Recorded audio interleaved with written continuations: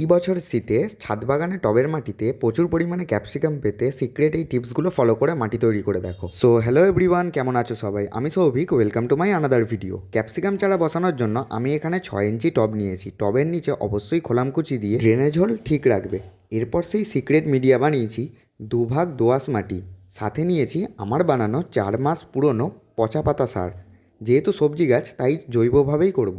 এর সাথে নিয়েছি 1 মুঠো নিমকোল, আর নিয়েছি হাফ চামচ বায়ো মাইক্রোরাইজা, সাথে 6 দানা মতো বায়ো ডিএপি, আর নিয়েছি হাফ চামচ সর্ষের খোল। মাটিতে ছত্রাকনাশক হিসেবে দিয়েছি 1 চামচ ট্রাইকোডার্মা ফাঙ্গিসাইড। ট্রাইকোডার্মা হলো একটি উপকারী ছত্রাক যা ক্ষতিকারক ছত্রাককে নষ্ট করে এবং গোড়া পচা ও গাছ ঢলে পড়া থেকে নিয়ন্ত্রণ করে। মাটি বানানো হলে গ্রোব্যাগ থেকে চারাটিকে সাবধানে বের করে নিতে হবে। যেহেতু গ্রোব্যাগে রয়েছে ছোট চারা, তাই রুট বল ভেঙে নেব না। টবের মাটিতে বসালেই কাজ শেষ। আর হ্যাঁ, সিক্রেট কোনো টিপস নেই, সহজলভ্য জিনিস দিয়ে গাছ করুন, তাতেই গাছ ভালো হবে। আর গাছ বসালেই দিতে হবে জল। এরপর এটাকে ফুল সানলাইটে রেখে দেবো। আর টবের মাটি ঠিক বানানো হয়েছে কিনা এটা তার প্রমাণ দেখো, টবের নিচ থেকে জল বেরিয়ে যাবে খুব সহজেই। এরপর মাটি সকালে জল দেবো। ভিডিওটি ভালো লাগলে লাইক কমেন্ট শেয়ার করে দিও, আর নতুনরা ফলো করে নিও। তো আজ আসি, বাই বাই।